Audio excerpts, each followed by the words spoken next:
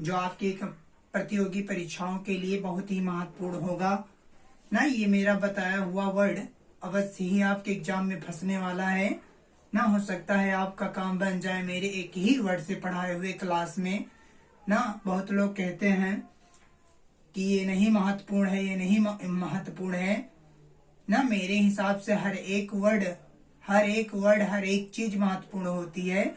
तो हमें हर एक चीज को महत्वपूर्ण ही समझ करके पढ़ना है ना। तो पढ़ते हैं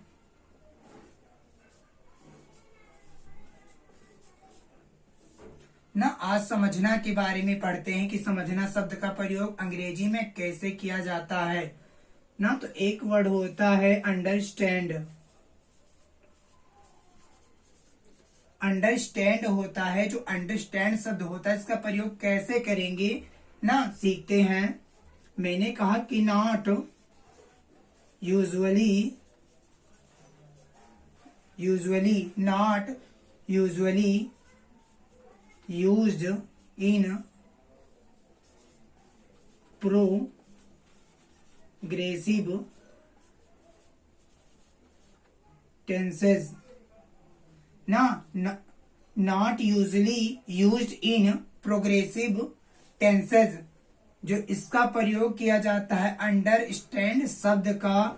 यहाँ पर लिखा है कि not usually used in progressive tenses, progressive tenses में नहीं प्रयोग किया जाता है। तो मैं बता दूं कि प्रोग्रेसिव टेंसेज क्या है ना। प्रोग्रेसिव टेंस होता क्या है, जिसमें आईएनजी लगाकर वाक्य बनाया जाता है। जिससे सी इज गोइंग, वो जा रही है, आई वाज गोइंग, में जा रहा था ना। इस तरीके से जो आईएनजी कंटीन्यूअस टेंस होते हैं तो उन्हें कहा जाता है प्रोग्रेसिव टेंसेज ना। ये बात समझ में आई कि नहीं ना। तो इस तरीके से प्रयोग किया जाता है और इसका जो अर्थ होता है ना, तो ये इस तरीके से प्रयोग किया जाता है। और एक वर्ड ये होता है ना, सस होता है, सस ना। तो सस का प्रयोग किया जाता है, SUSS, सस का जो प्रयोग किया जाता है किसी महत्वपूर्ण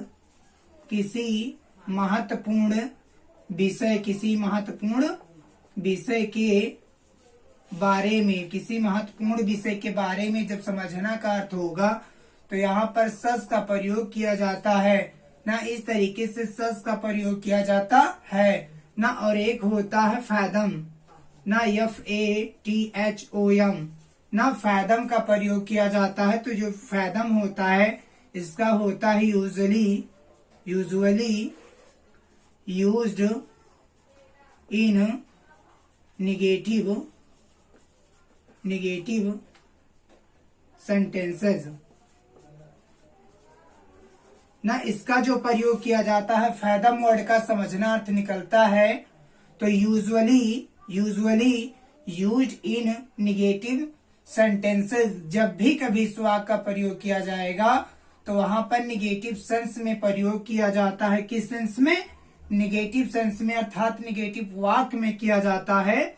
और इसी का एक अर्थ और निकलता है ना, होता है ए यूनिट एक इकाई और फॉर मेजरिंग, नापने की ना। ए यूनिट फॉर मेजरिंग, एक इकाई नापने की। ए यूनिट फॉर मेजरिंग, एक इकाई नापने की। The depth of water, the depth of water, पानी के नापने इकाई जो इक्वल होती है किसके? इक्वल टू 6 फीट और 1.8 मीटर ना। तो मैंने कहा कि फैदम का प्रयोग दो जगह पर किया जाता है। एक तो a unit for measuring the depth of water equal to 6 feet और 1.8 मीटर ना। एक यूनिट होती है पानी के गहराई की नापने की, जो कि बराबर होती है 6 फीट के या तो 1.8 मीटर के बराबर होती है। और फैदम जो वर्ड होता है इसका अर्थ होता है समझना भी होता है। यूजुअली यूज्ड इन नेगेटिव सेंटेंसेस, इसका प्रयोग नेगेटिव सेंटेंस में किया जाता है। इसका प्रयोग कहाँ पर? नहीं किया जाता है, प्रोग्रेसिव टेंस में प्रयोग नहीं किया जाता है। तो कहो अगर रहा है रही निकालना होगा तो किस प्रकार से प्रयोग करेंगे। तो मैंने कहा कि ये प्रेजेंट में भी काम देगा और प्रेजेंट कंटिन्यूअस में भी काम देगा। मैंने कहा आई अंडरस्टैंड, मैं समझता हूँ, आई अंडरस्टैंड, मैं समझ रहा हूँ, दोनों अर्थ निकलेगा ना। इस तरीके से इसको करेंगे ना। एक होता है यहीं पर वर्ड होता है लैच ऑन। लैच ऑन ना, लैच ऑन का मतलब होता है ना किसी के विचार को समझना होता है। To understand an idea, to understand an idea ना, IDA है ना, idea. To understand an idea, किसी विचार को समझना। और व्हाट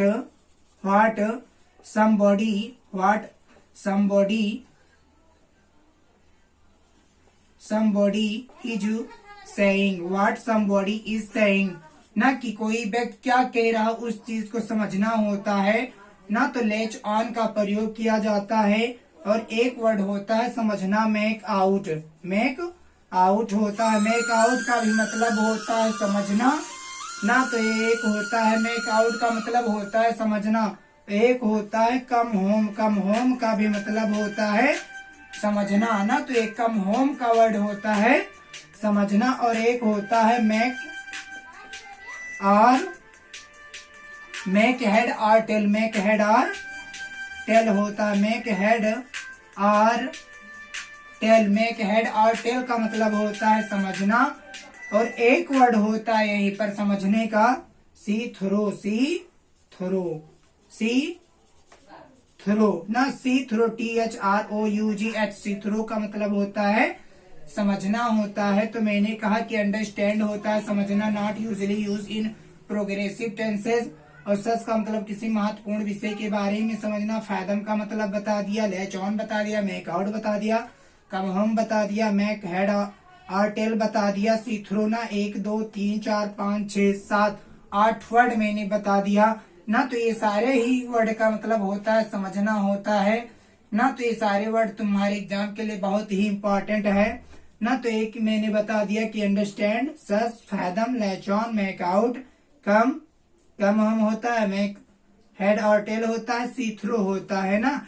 इतने वर्ड होते हैं 1 2 3 4 5 6 7 8 ना। ये सारे जो 8 वर्ड से आपके परीक्षा में अवश्य ही आएंगे ना। ज्यादातर जो व्यक्ति जानते हैं इसी वर्ड को जानते हैं ना, कि अंडरस्टैंड का मतलब होता है समझना। बाकी और वर्ड के बारे में उन्हें नहीं पता होता है ना। तो आज के वीडियो में इतना ही, आगे लेकर आएंगे और इम्पोर्टेंट मीनिंग्स एंड वर्ड जो कि आपके एग्जाम में अवश्य ही फंसेंगे।